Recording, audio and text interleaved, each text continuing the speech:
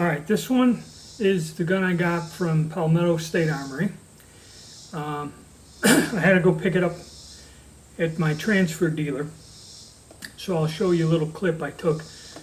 Anybody who's bought something from them, an upper or any gun, knows they come in a real nice box. It has a sleeve over it, it's taped. So out of all of them that I got so far, best packing. I think I paid a little more too for it, but so we'll go to that clip and then we'll take a look at the gun, exactly what I got, and go on from there. Okay, Palmetto State Armory. There was an outside sleeve on this box, but you know, I think anyone who's purchased anything from it before knows that. And let's take a look how it shows up. Nice reusable box. Get that out for the transfer dealer. And looking good so far. So probably out of all the ones I've purchased from, this is the best packing or boxing shipping box I've seen. So that's that there. I'm going to cut it short from here. Like I said, this is a popular company. Everybody should know what it's like. But so far, best packaging out of any of the other sellers. Okay, fairly clean. I mean, this didn't have the grime and gunk as Royal Tiger did. Okay, not too bad. Wood on this one's a lot better. The wood on my one from DK Firearms is a little bit more beat up, but that is to be expected. Okay, this one also is cosmolined up pretty heavy in there. All right, and you see it up by the rear sight. There's some light rust here and there on this weapon. Okay, and like I said, as usual, there's rust down in here, not so much here. And the trigger guard's a little, you know, it's a used gun. A little battered on the edges, but nothing horrible. Nothing terrible. You know, cleaning rod is present. You know, it doesn't have horrible, vicious rust on there. Gonna need a cleaning. And also the date on this gun, something unusual about this, and we're going to get into it more once we discuss this. 1896, I believe, and if you notice, there is no asterisk right behind the date here. Usually the one I have and a lot of them I've seen have that asterisk. This means that this bore, this thing was not rebored, refreshed, or whatever. But more on that when I get into details on the gun. So this is an example that I have that is different than the vast majority of them. So let's get it cleaned up. I'm going to disassemble it and look at how dirty it is, or you know, under the stock, things like that. Look for bugs, all that other stuff. So we'll get it disassembled and take a look. Okay, looking at it disassembled, fairly clean. There's some rust you can see right in here. So you got some rust under the surface. Nothing horrible. Okay.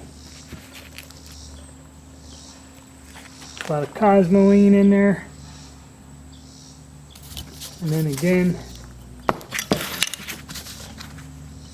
these things are all kind of rusted in the same area on the trigger guard. It got up there on the wood line right in through here. But this is in pretty good shape. Not too horribly cosmolined. The stock itself is really nice. No nasty damage. You know, pretty good. Alright, the bolt is filthy, has to be taken down, but firing pin is intact. The screws didn't come out too easy on the trigger guard.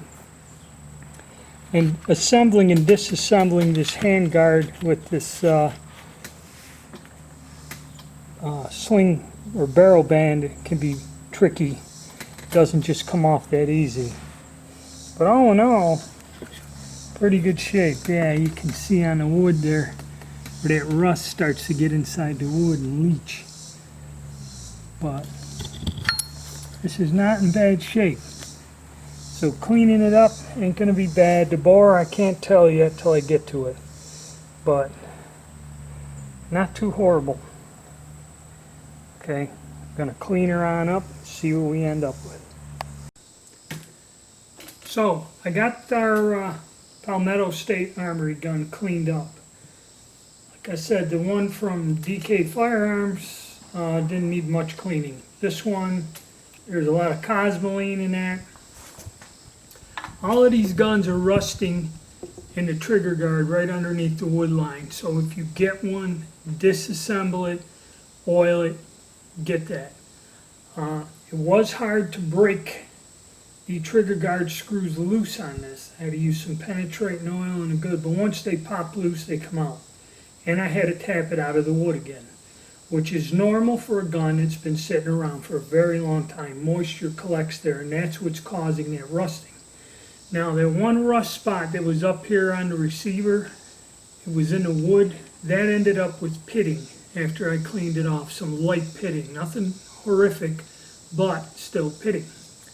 Also, this gun has a barrel date of 1896, which technically this is an antique, but I don't think they quite looked at it like that. This stock, I believe, is a replacement stock because it looks like brand new and it's machined out like it was in the book later on. So probably this gun was reworked at one point and put in a new stock. The numbers are kind of force matched. There was another number on there, and there is some sort, I can't see it, but there's a stamp there which is probably a reworked stamp. So probably if I can bring that up, I didn't fool with the wood much, I like it the way it is. But this stamp isn't deep. This gun was worked over, reconditioned, and done at a later time. I can't tell if it's 41 or 42 on that stamp or whatever, I can't read it. But there is a Arsenal repair stamp on there, you can say. Other than that, really, I got all the cosmoline off, and it's not in bad shape. There's bluing there. You know, there was little surface rust, which the oil and that oiling and a little bit of steel wool cleaned it up.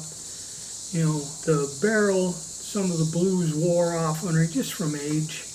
The pitting, the sights are there. Now the bore.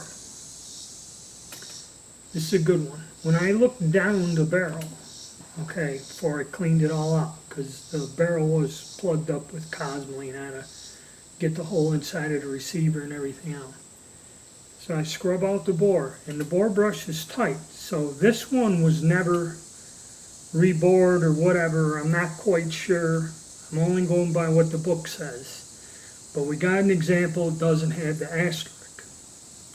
But you clean out the bore, and from the muzzle down when you look, it's beautiful. I mean, like mint. I mean, I never on an old gun seen a nice bore like that.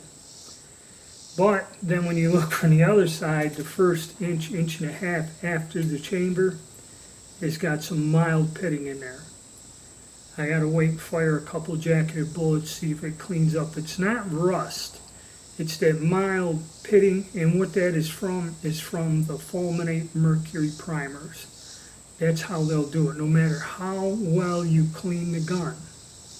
When you use that old fulminated mercury, you can put boiling water, anything you want, wash it out, wash it, look at it 6 months later, clean it again, put it away for a couple years, and you get that weird pitting in there. Okay, it's just whatever that stuff is.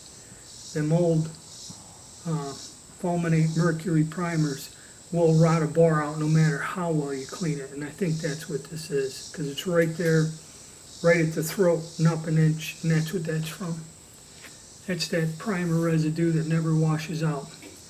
So for 2.5, I'm not going to say it's bad. I got a good stock, complete gun, cleaning rod, Bore's in good shape, and again, like all the great mysteries of collecting mill surplus, we will not know what it does until we shoot it.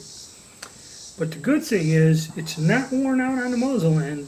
It's got a little problem here, other than the reverse, where it's worn out on the muzzle, but good here, because that's what will throw your bullet off. So we will see what this one does, and the fact it doesn't have the asterisk. So more on that. We got one more coming. And we'll get them side by side and look at each one that I got from the 3 different vendors.